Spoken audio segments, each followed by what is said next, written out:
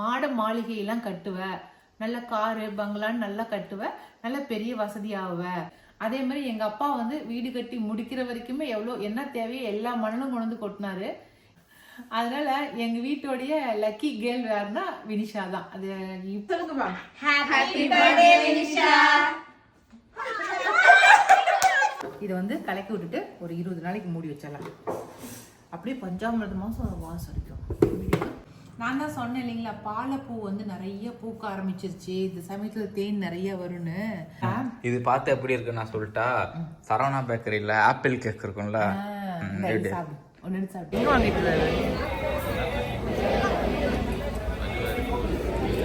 அதோட இந்த மாதிரி வீட்டில் யாரும் இல்லாமல் பாய்ஸ் மட்டும் போகிற ட்ரிப் இது ஜாலியாக இருக்கும். எல்லாருக்கும் வணக்கம். இது நம்ம காக்கை கூட்டம். எப்படி இருக்குதா? சூப்பராக இருக்குது. இன்னைக்கு வந்து ஏப்ரல் 18. இன்னைக்கு வந்து எங்கள் சின்ன பொண்ணுடைய பிறந்த நாள். ஃபஸ்ட்டு வந்து வினிஷா பொண்ணுக்கு வந்து பர்த்டே விஷஸ் பண்ணிக்கலாம். ஹாப்பி பர்த்டே வினிஷா, பிறந்த நாள் நல்வாழ்த்துக்கள். ஓகே, என்ன சிரிக்கிற? ஒன்று சொல்லுங்க. வினிஷா பிறந்த கதையை பற்றி நான் இன்னைக்கு சொல்கிறேன். அவளுடைய சுவாரஸ்யமான அவளுடைய கதையை நான் சொல்கிறேன். எப்போவுமே வந்து நம்ம வீட்டில் வந்து முதல்ல பிறக்கிற குழந்தைக்கு தான் வந்து நிறைய இம்பார்ட்டன்ட் கொடுப்போம் நம்ம. அது எல்லார் வீடுகள்லையும் அப்படி தான். ஏன்னா கல்யாணம் ஆனதும் ஃபஸ்ட்டு பிறக்கிற குழந்தை, அதுக்கு நிறைய இம்பார்ட்டன்ட் கொடுப்போம் நம்ம. அப்படி தான் எங்கள் வீட்லேயுமே. அது இல்லாமல் வினிஷா வந்து வருஷா பிறந்த ஒரு 1 இயருக்குள்ளேயே மறுபடியும் அடுத்த பேபி வந்து கன்சீவ் ஆயிடுச்சு. அதுதான் வினிஷா. அதனால் அவ்வளோ ஒன்றும் இம்பார்ட்டன்ட் நாங்கள் கொடுக்கவே கிடையாது நாங்கள் வினிஷாவுக்கு. ஆனால் வந்து செகண்ட் வந்து பொண்ணு தான் அப்படிங்கிறது எனக்கு நல்லாவே கன்ஃபார்மாக தெரியும். அப்போ எங்கள் வீட்டுக்கார்ட்ட சொல்லும் போது அவர் என்ன, அதெல்லாம் எதுவுமே பண்ண வேணாம், வினிஷா வந்து நம்ம 2வது குழந்தை பொண்ணாக இருந்தாலும் பரவாயில்ல இருக்கட்டும், எதுவாக இருந்தாலும் நமக்கு 2 குழந்தை வேணும், அதனால் இருக்கட்டும் அப்படின்ட்டார். அதனால் வினிஷா வந்து நல்லா உள்ள வளர ஆரம்பிச்சிட்டா. 7 மாதம் ஆயிடுச்சு. 7 மாதம் ஆனதுக்கப்புறம் எங்கள் அம்மா என்ன பண்ணாங்க, பக்கத்து தெருவில் வந்து ஜோசியம் பார்க்கறதுக்கு வந்திருந்தாங்க எல்லாத்துக்கும் அங்கே. அப்போ என்னை வந்து நல்லா 7 மாதம் ஃபுல்லாக பெரிய வயிறு. இவளுங்க யாருமே 2 பேருமே கம்மியான வெயிட்லாம் பிறக்கல. பெரியவ வந்து 3,900 வெயிட்டு, இவ வினிஷா வந்து 3,800 அவ்வளோ வெயிட்டில் தான் பிறந்தாளுங்க. அப்புறம் என்னை வந்து வா போய் பார்த்துட்டு வந்தலாம் என்னை கூட்டிகிட்டு ஓடுறாங்க பின்னாடி 2வது வீதிக்கு. அப்போ நாங்கள் போகும்போதெல்லாம் அவரெல்லாம் எடுத்து வச்சுட்டாரு. எடுத்து வச்சுட்டு நல்லா பேக் பண்ணிட்டாங்களே, என்ன பண்ணுறது அப்படிங்கும்போது அவர் என்ன, சரி புள்ளத்தாச்சி பிள்ளை வந்துட்டேன், கையை மட்டும் காட்டு நான் சொல்லிடுறேன் அப்படின்னாரு. அப்புறம் கை காட்டினோடனே அவர் என்ன சொன்னார், பார்த்துட்டு உடனே உனக்கு வந்து கட்டாயமாக பொண்ணு தான் பிறக்கும், இந்த பொண்ணு பிறந்துச்சுனாக்கா நீ வந்து நல்லா பொண்ணு பிறந்த நேரம் உன் வீட்டுக்கு போகும்போது நீ நிலம் வாங்குவ, சொந்த இடம் வாங்குவ, மாட மாளிகையெல்லாம் கட்டுவ, நல்ல காரு பங்களான்னு நல்லா கட்டுவ, நல்ல பெரிய வசதியாகுவ அப்படின்னாங்க. அப்படி ஒரு மீறி வந்து பொண்ணா பிறக்காம பையனா பிறந்துருச்சுனாக்கா உனக்கு எதுவுமே இருக்காது, எல்லாமே வாஷ் அவுட் ஆயிரும், உங்க வீட்டுக்காரரும் இருக்க மாட்டாரு, அந்த அளவுக்கு உனக்கு மோசமாயிரும், அதனால பொண்ணு பிறந்தாதான் உனக்கு நல்லது, எனக்கு தெரிஞ்சு பொண்ணு தான் பிறக்கும் அப்படின்னு சொல்லி எனக்கு அவன் சொன்னாரு. அப்புறம் நான் அது பெருசாவே எடுத்துக்கல. ஆனா வந்து அடுத்த 2 மாசம் முடிஞ்சதுக்கு வினிஷா தான் பிறந்தா. அப்போ வந்து அவர் சொன்னபடி என்கிட்ட எதுவுமே இல்லை. நாங்கள் அவள் பிறக்கும் போதுலாம் நாங்கள் தனி குடித்தனம் வந்துட்டோம், வாடகை வீட்டில் தான் இருக்கிறோம். அவள் பிறக்கும் போது காரும் கிடையாது. என்னை கொண்டு போய் அதில் விடுறதுக்கே நாங்கள் ஒரு வாடகை காரில் தான் கொண்டு போய் ஹாஸ்பிட்டலில் சேர்த்துனாரு. எதுவுமே கிடையாது அப்போ எங்ககிட்ட. எல்லாமே அத்தை மாமா கிட்ட தான் இருக்கு. எதுவுமே எங்களுதுன்னு எதுவுமே கிடையாது. அப்போ அப்படிதான் இருந்தோம். அப்போ கொண்டு போய் ஹாஸ்பிட்டலில் கொண்டு போய் விட்டுட்டாரு. குழந்தை பிறந்து அம்மா வீட்டுக்கு வந்து 10 நாள் தான் ஆகுது. 15வது நாள் வந்து அது வரைக்கும் நாங்கள் ஒருத்தர்கிட்ட நிலம் கேட்டுக்கிட்டு இருந்தோம். அவங்க கொடுக்கவே மாட்டேன்னு சொல்லிட்டு இருந்தாங்க. குழந்தை பிறந்து 15வது நாள் அவர் வந்து நிலம் கொடுக்குறோம், கரையத்துக்கு உங்கள் வீட்டுக்கார அம்மாவை கூட்டுவாங்க அப்படின்ட்டாங்க. நான் குழந்தையோடு நான் வந்து கரையத்துக்கு வந்தேன். அவன் ஃபஸ்ட்டு எங்கள் வீட்டுக்கு மேச்சேரிக்கு வரும்போது நிலம் கரையும் பண்ணுறதுக்கு தான் நான் வந்து அவளை தூக்கிட்டு வந்தேன். நான் அவங்க சொன்ன மாதிரியே எந்த காசுமே இல்லை எங்ககிட்ட, எதுவுமே இல்லை. ஆனால் கொடுக்கவே மாட்டேன்னு சொன்னவர் எப்படி அதை கொடுக்குறேன்னு சொன்னார்னே தெரியல. அவ்வளோ நாளாக அவளை தூக்கிட்டு வந்து தான் நான் கரையத்துக்கு வந்து கையெழுத்து போட்டு அந்த நிலத்தை வாங்கினேன். ஃபஸ்ட்டு அந்த வீடு அந்த அந்த இடத்த வாங்கினேன். அதே மாதிரியே 8 மாதம் அவளுக்கு நடக்கும் போதே வந்து எங்கள் வீட்டுக்காருக்கு ஆக்சிடென்ட் ஆயிடுச்சு. அந்த பைக்கை வந்து ஆக்சிடென்ட் ஆனதுக்கப்புறம் இதுக்கு மேலே பைக் எதுக்கு அப்படின்ட்டு பைக்கை கொடுத்துட்டு உடனே அந்த இடத்துல வந்து கால் போட்டு வீடு கட்ட ஆரம்பித்தோம். நாங்கள் வீடு கட்ட ஆரம்பித்த உடனே அது கால் போட்டு வீடு கட்ட ஆரம்பிக்கிறது மட்டும்தான் ஆரம்பிச்சோமே தவிர வேறு எந்த காசும் இல்லை, எதுக்குமே எந்த காசும் இல்லை. ஆனால் எங்களை தேடி எல்லாருமே கொண்டு கொடுத்தாங்க. சிமெண்ட் கடைக்காரு எங்களுக்கு ஹோல்சேலாக கொடுக்குறவர் நீ கட்டிட்டு பொறுமையாக கொடுன்னு சொல்லி சிமெண்ட் கொண்டு வந்து இறக்குனாரு. அதே மாதிரி எங்கள் அப்பா வந்து வீடு கட்டி முடிக்கிற வரைக்குமே எவ்வளோ என்ன தேவையோ எல்லா மணலும் கொண்டு வந்து கொட்டினாரு. எங்கள் அக்கா வீட்டுக்காரர் வந்து வீட்டுக்கு தேவையான அத்தனை கம்பிகளுமே கம்பிலாம் வேணும் இல்லைங்களா, அந்த கம்பி எல்லாம் கொண்டு வந்து கொடுத்தாரு. இது மாதிரி எல்லாருமே வந்து ஆளாளுக்கு வந்து ஒன்று ஒன்று கொண்டு வந்து கொடுத்தாங்க. அந்த கட்டுறதுக்கு தேவையான ஆட்களுடைய கூலி மட்டும்தான் நாங்கள் வாரங்கண்டா கொடுக்குற மாதிரி இருந்துச்சு. மற்ற எல்லாமே அதுவாக வந்து எங்களுக்கு அமைஞ்சிச்சு. வீடும் கட்டணும். அவளுக்கு வந்து 2 வயசு நடக்கும் போதெல்லாம் நாங்கள் வந்து புது வீட்டுக்கு கூட்டிகிட்டு போனோம்.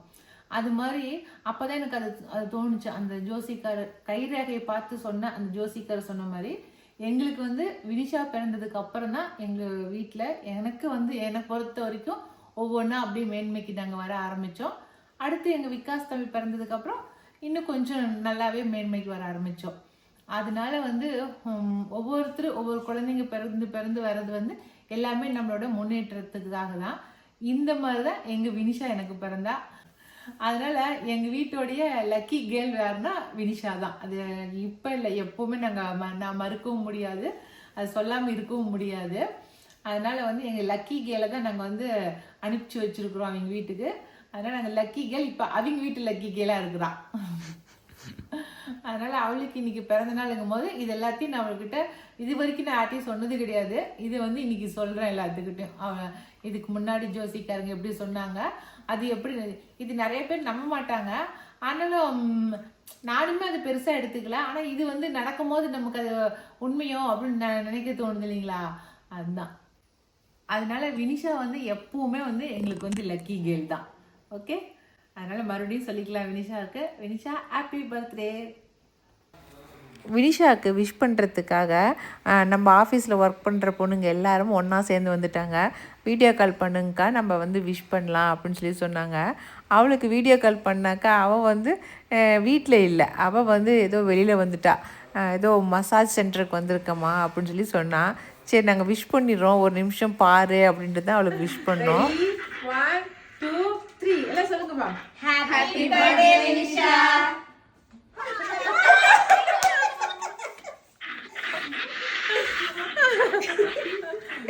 ஓகே, இந்த வருஷம் உனக்கு நீ நினைச்சது எல்லாமே நடக்கணும் வினிஷா. ஓகேவா? தேங்க்யூ. சரி, போய் நல்லா மசாஜ் பண்ணிட்டு வா. ஓகே,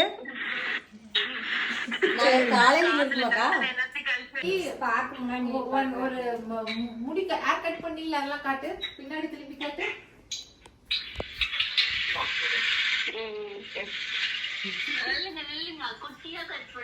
போன வீட்டுக்கார்ட்ட கொடுத்துட்டு காட்டு எங்களுக்கு. சூப்பரா இருக்கு.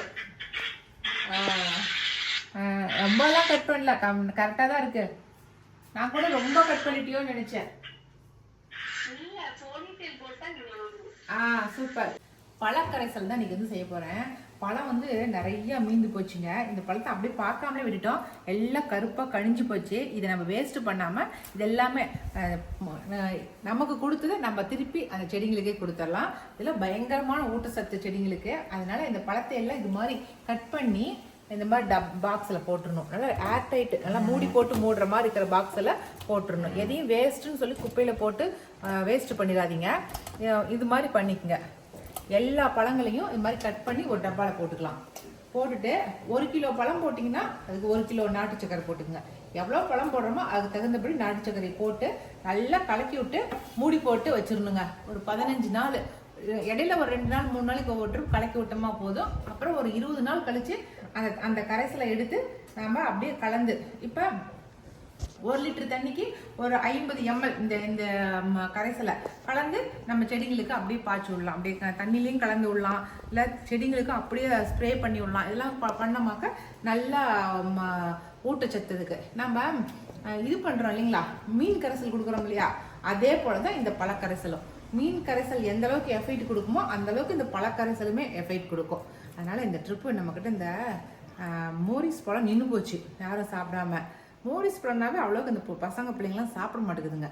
அதனால் நானும் எல்லாருக்கும் கொடுத்தேன், வீட்டில் இருக்கிறவங்களுக்கு, அப்புறம் சொந்தக்காரங்களுக்கு, அவங்களுக்கு இவங்களுக்குன்னு எல்லாருக்கும் கொடுத்தேன். பழம் அதிகமாக காய்ச்சிருச்சு இந்த ட்ரிப்லாம் தாறு. அதனால் இந்த மாதிரி பண்ணி வச்சிடறேன். நான் இதை பண்ணிவிட்டு உங்களுக்கு காட்டுறேன். நீங்களும் ஒரு 4 பழம் இருந்தால் கூட வேஸ்ட்டு பண்ணாமல் இந்த மாதிரி செஞ்சுருங்க. ஓகே ஓகே சொல்டா. Okay okay. இல்லை நான் உனக்கு கற்றுக் கொடுக்குறேன். இப்போ இதில் வந்து நம்ம நாட்டு சர்க்கரையை போட்டலாம்.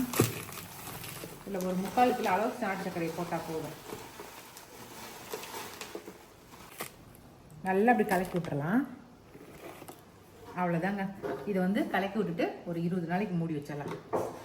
அப்படியே பஞ்சாமிரத மாதம் வாசம் அடிக்கும். பஞ்சாமிரதம் மாதிரி வாசம் அடிக்கும். பஞ்சாமிரதத்தில் போடுறது தானே போட்டிருக்கோம், அதனால தான் அவ்வளோ வாசமாக இருக்கும்.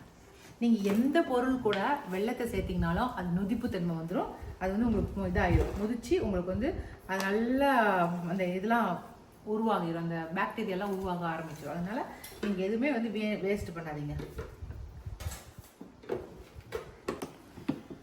அவ்வளோதான், சூப்பராக ரெடி ஆயிடுச்சு. இதை கொண்டு உள்ளே வச்சுக்கலாம். வெளியில் வைக்கக்கூடாது, நிழல தான் வைக்கணும். Okay okay. என்னம்மா பண்ணுறீங்க? தேன். தேனை நேற்றுக்கு ஒரு தம்பி வந்து நம்மக்கிட்ட நம்ம காட்டில் இருக்கிற தேனை தட்டு எடுத்து கூட புழிஞ்சு வைக்கிறதுக்கு எடுத்து கொடுத்துட்டு போயிட்டா. அப்படியே இதை நீங்கள் வடிகட்டி எடுத்துக்குங்கக்கான்னு இதை பிறகு இதுவும் அதுவும் நம்ம தேன் இன்னைக்கு எடுத்து கொடுத்தா. அப்படியே நான் தான் சொன்னேன் இல்லைங்களா, பாலைப்பூ வந்து நிறைய பூக்க ஆரம்பிச்சிருச்சு, இந்த சமயத்தில் தேன் நிறைய வரும்னு. அதுதான் தேன் நிறைய வர ஆரம்பிச்சிருச்சு. அதுதான் இவ்வளோ தேன். எல்லாருமே வந்து இந்த பெட்டி வச்சாக்க எல்லாமே சக்கரை பாகு வைக்கிறாங்க, அதனால் இந்த பெட்டியில் வச்ச தேனை வாங்குறதுக்கு கஷ்டமாக்குது அப்படிங்கிறீங்க. அது உண்மைதான். பெட்டியில் வச்சாவே எல்லாருமே இந்த பூச்சி வந்து பெட்டியை விட்டு ஓடி போயிடும் அப்படிங்கிறதுக்காக இந்த பூக்கள் சீசன் இல்லாத சமயத்தில் சக்கரை பாகு வைக்கிறாங்க. நான் வந்து எதுவுமே வைக்கிறதே கிடையாது. இருந்தால் பூச்சி இருந்தால் இருக்கட்டும், இல்லையா போனால் போயிட்டு போகுது. சீசன் டைமில் எது கூடு கட்டுதோ கூடு கட்டி இருக்கட்டும்னு விட்டுறது. அதனால் இப்போ வந்து எங்கள் வீட்டில் ஒரு 2 பெட்டியில் வந்து அதுவாக பூக்கள் இருந்த தேனி தான் இதெல்லாம். அந்த தேன் கூட தான் எடுத்து கொடுத்தா அப்படியே. அதனால் உண்மைதான், பெட்டி வச்சாவே நம்ம வந்து அதுக்கு வந்து ஏதாவது உணவு வச்சுக்கிட்டே இருக்கணும். இயற்கையாக கிடைக்கிறது கிடையாது பெட்டிங்களில். ஆனால் பூக்கள் எப்பவுமே வருஷம் பூரா பூத்துக்கிட்டே இருக்கிறதும் இல்லைங்களா. எல்லா பூவும் ஏதாவது ஒரு பூ பூத்துக்கிட்டே இருக்கணும். அப்படி இருந்துச்சா நம்ம தேன் வைக்க தேவை, இப்போ நம்ம சக்கரை பாக்கு வைக்க தேவையில்லை. இதுக்கு பேர் தான் தேன் எடுக்கிறவன் புறங்கை நக்கிறதுன்னு அர்த்தம். அப்படி தான் தேன் வலிப்பாங்க. வலிக்கும் போது என்ன பண்ணுவாங்க, வலியிறது அப்படியே வலிச்சு நக்கிக்குவாங்க. இதெல்லாம் சொல்லுங்களா? ஆமாம். தேன் அடையோட சாப்பிட்டு வரேன். நாட்டேன் சாப்பிட்றதெல்லாம் ரொம்ப நல்லது. பேர் எப்படி ஒரு வலியுதுன்னு ரொம்ப நல்லா இருக்கும். தேன் அந்த மெழுகோடு சாப்பிட்றது. எனக்கு வேண்டாம். இந்த தேன் மெழுகு இருக்குதுல, இந்த தேனோட இந்த கூடு, இந்த கூட்டை அப்படியே வந்து நெருப்பில் உருக்கி இது வந்து லிப்ஸ்டிக்கு, வாயில் தொட வர லிப்ஸ்டிக்காக தயாரிக்கிறாங்க. இயற்கையான மெழுகு.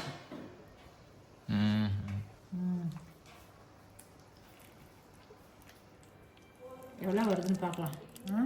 இதை எடுத்து கொடுக்கறதுக்கு மட்டும் என் தம்பிக்கு 600 ரூபா கொடுத்தேன். தேன் பெட்டியிலேருந்து தேன் எடுத்துறதுக்கு 600 ரூபா கொடுத்தேன். அப்போ ஒரு 2 லிட்டர் நெய் தேன் வந்துச்சுனாக்கா நமக்கு ஒர்த்து தான். அக்கா எவ்வளோ வருதுன்னு தேங்காய் பாட்டில் கொண்டு வந்து ரெடியாக வச்சுருக்குறான்.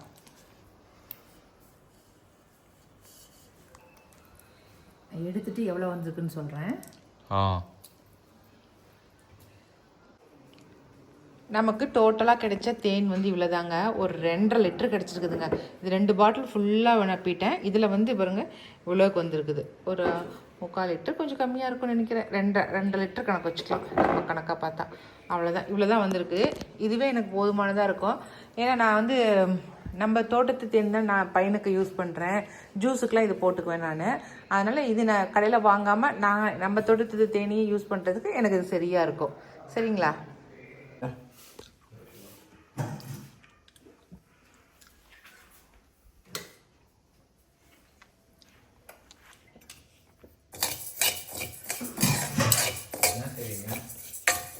ஏதாவது சாப்பிடணும் போல் இருக்குதுல்ல உனக்கு, அதுக்கு தான். இப்போ இது சிகப்பரிசி, இதை வறுத்து என்ன நல்லா வறுத்தாச்சு, வாசனைக்கு தானே.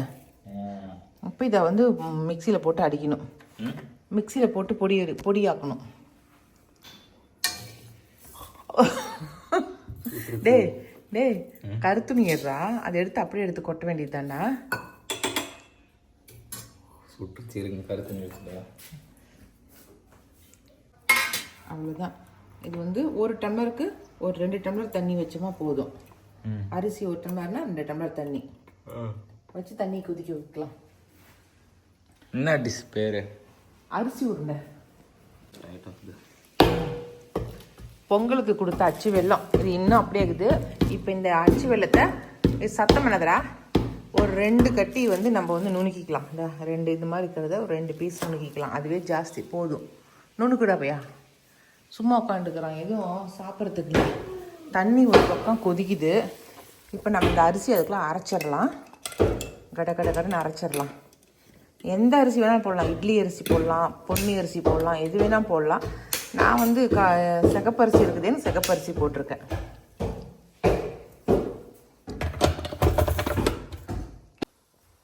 இந்த தண்ணியில் வந்து நம்ம வெல்லத்தை போட்டுடலாம். வெல்லம் கரைஞ்சதும் நம்ம வந்து இதை போட அரைச்ச சர்க்கரையை அரைச்ச அரிசியை போட்டுற வேண்டியதுதான். இப்போ வெல்லம் நல்லா கரையிட்டோம். கரைஞ்சதும் நம்ம வந்து வடிகட்டிக்கணும். ஏன்னா வெள்ளத்தில் ஏதாவது இது அழுக்குலாம் இல்லை, மண் தூசு ஏதாவது இருக்கும்ல, அதுக்காக.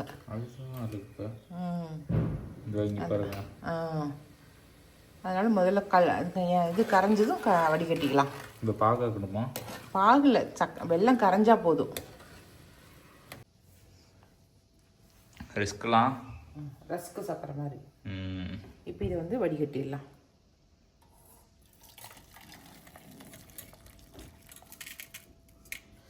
ஓகேவா? சுக்கு காப்பி மாதிரி இருக்குது. இந்த கேஸ் கட்டுப்பாடை பற்றி நீங்கள் என்ன சொல்கிறீங்க? இந்த கேஸ் வந்து கட்டுப்பாடுனால நமக்கு ஏதாவது ஒரு பாடம் சொல்லித்தரும். என்ன பாடம் சொல்லித்தருது? விறகடுப்பில் சமைச்சா உடல் நலத்துக்கு நல்லதுன்னு சொல்லித்தரும். ஆமாம், நான் நினைக்கிறேன் இனிமேல் நாமளே வந்து வாரத்தில் ஒரு நாள் விறகடுப்பில் முழுசாக சமையல், காலை மதியம் நைட்டு 3 நேரமும் விறகடுப்பில் சமைச்சு சாப்பிட்லாம் அப்படின்னு நினைக்கிறேன் நான். அது இங்கே இருக்க மக்களுக்கு ஈஸி, சிட்டி சைடில் அது எப்படி சாத்தியம் சொல்லுங்கள்? அப்படிங்களுக்காக சொல்ல, நான் எனக்கு என்ன பொறுத்த வரைக்கும் சொல்கிறேன். ஒரு நாள் சமையல் வந்து நமக்கு அப்படி செய்யலாம். சண்டே அந்த மாதிரி வச்சுக்கலாம் அப்படின்னு யோசிக்கிறேன். அதுக்கான வழியை ரெடி பண்ணிட்டு நம்ம அப்படி பண்ணிக்கலாமான்னு யோசிச்சுட்டு இருக்கிறேன். அவ்வளோதான். கொட்டுங்க இதெல்லாம் கொட்டுங்க. கொதிக்கும் போது நம்ம அந்த அரிசியை அரைச்சோம்ல, இந்த அரிசியை இதில் போட்டுடலாம். கொதிக்குது. இப்போ என்ன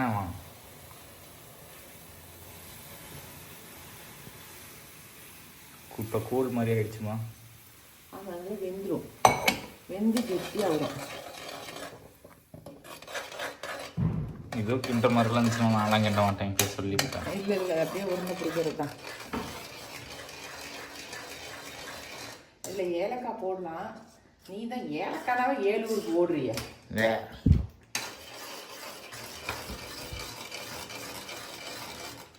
ஐயோ கூழ் மாதிரி தான் இருக்கு. ஐயோ இப்போ தெரிக்குதுமா. ஆமாம், அவ்வளோதான். இது வந்து ஆற விட்டு பாலில் ஊற்ற தேவையில்லையா? அதான் எதுவுமே ஊற்ற தேவையில்லை. வெண்ணெய் ஊற்றிக்கலாமா? இல்லை அதெல்லாம் தேவையில்லை, எதாவது ஊற்றக்கூடாது. முடிஞ்சிருச்ச வேலை. இது ஆறுனதுக்கப்புறம் எடுத்து கொஞ்ச நேரம் இன்னும் ஆஃப் பண்ணவே மாட்டேங்கிறீங்களா? சிம்மில் தான் வச்சுக்கிறேன். இப்போ ரெடி.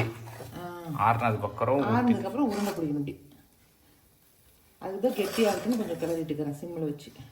இன்னும் கொஞ்சம் கெட்டியாக கட்டும்.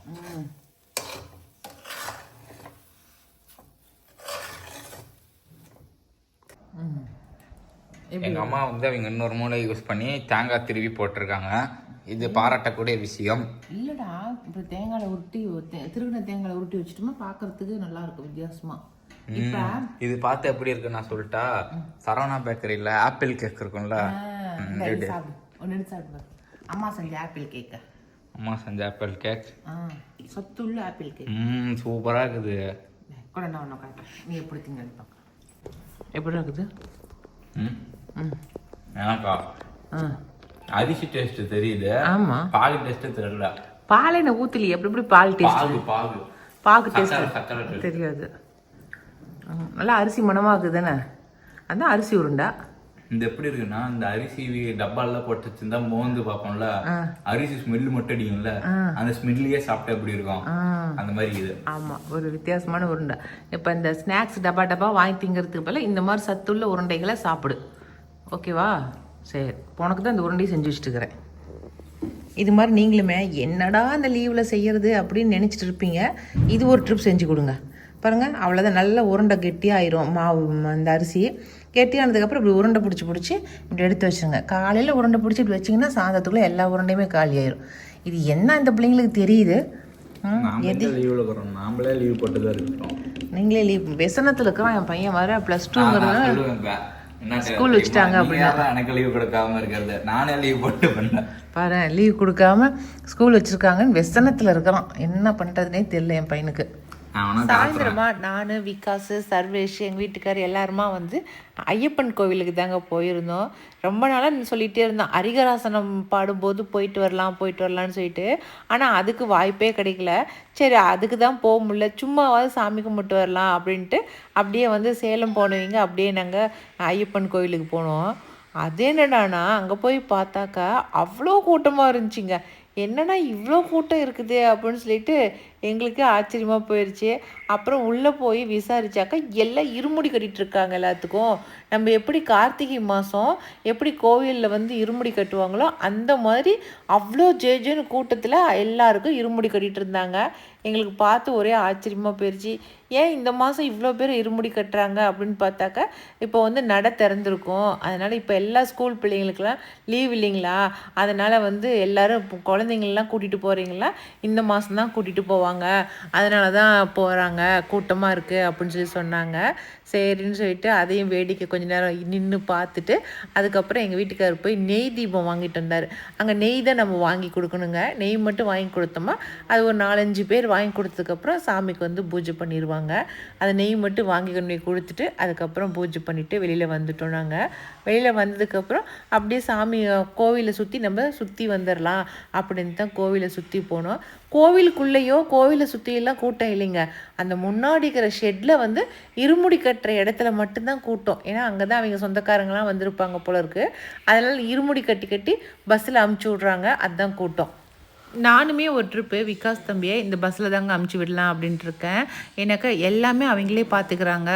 கூட்டிகிட்டு போய் சாமி காட்டுறதுலேருந்து தங்க வைக்கிறதுலேருந்து சாப்பாட்டிலேருந்து எல்லாமே அவங்களே பார்த்துக்கிறாங்க அப்படின்னு சொல்லியிருந்தாங்க. நான் என்ன டீட்டெயில் எதுவும் விசாரிக்கல. எல்லா டீட்டெயிலும் விசாரிச்சுட்டு நான் அது எப்படி என்னங்கிறத எனக்கு தெளிவாக சொல்கிறேன் உங்களுக்கு.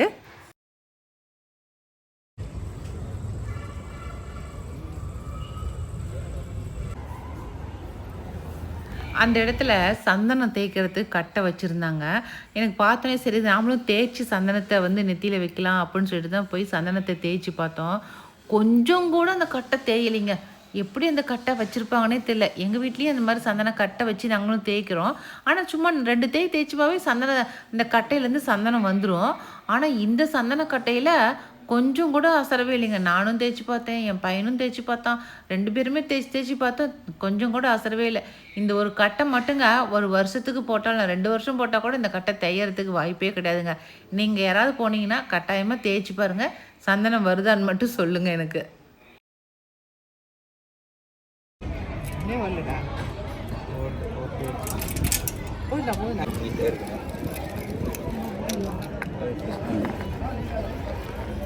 வருதா?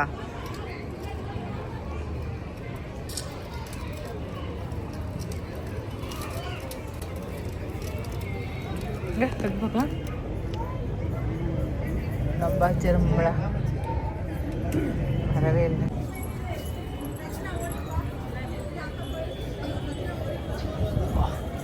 அப்பா கூட்டத்தை பாரு. இது பார்க்கும்போது உனக்கு என்ன சந்தோஷமா இருக்குது? பார்க்கும்போதா நான் போயிட்டு வந்த ஞாபகம் வருது. அதோட இந்த மாதிரி வீட்டில் யாரும் இல்லாமல் பாய்ஸ் மட்டும் போகிற ட்ரிப் இது ஜாலியாக இருக்கும். ஜாலியாக டான்ஸ் ஆடலாம், பாட்டு கூட்டமாக போவோம். அங்கே பாருங்க உங்கள் ஹஸ்பண்ட் வெளியே போய் நின்றுக்கிறாரு. வெளியே போயிட்டாரா? சரி அவ்வளோதான், வாங்க போகலாம். Okay, super. சாமிலாம் சூப்பராக கும்பிட்டாச்சுங்க. அதுக்கப்புறம் வந்தோம். நம்ம சர்வேஸ் தம்பி வந்து இன்னும் அமோகத்துக்கு போனதே இல்லை அப்படின்னு சொல்லி சொன்னான். அவன் சொன்னது தான் தாமதம். உடனே வந்து வாங்க போகலாம் அமோகத்துக்கு அப்படின்னு சொல்லி உடனே அமோகத்துக்கு போயாச்சுங்க. நைட்டு டின்னர் வந்து அமோகத்தில் தான் போய் சாப்பிட்டோம். நாங்கள் போனோடனே அங்கே எல்லாருமே வந்து பேச ஆரம்பிச்சிட்டாங்க. அதனால தான் உள்ளே போய் வீடியோ எடுக்க முடியல. ஏன்னா ரொம்ப நாள் கழித்து போகிறோமோ, அதனால் எல்லோரும் நலம் விசாரிக்க ஆரம்பிக்கும். அதுக்கப்புறம் வீடியோ எடுக்கவே இல்லை. நாங்கள் எல்லாம் சாப்பிட்டு முடிச்சுட்டு அதுக்கப்புறம் 2 பேரும் போய் ஸ்நாக்ஸ் எடுக்க ஆரம்பிச்சிட்டாங்க. இன்றைக்கி வீடியோ இதாங்க. இந்த வீடியோ இதோடு முடிஞ்சிருச்சு. இந்த வீடியோ பிடிச்சிருக்குன்னு நான் நினைக்கிறேன். அப்படி உங்களுக்கு பிடிச்சிருந்துச்சுனாக்கா லைக் பண்ணுங்கள். மறக்காமல் நம்ம காக்கை கூட்டத்துக்கு சப்ஸ்கிரைப் பண்ணிடுங்க. இனி அடுத்த ஒரு புது வீடியோவில் நம்ம மறுபடியும் சந்திக்கலாம். ஓகே, பாய்.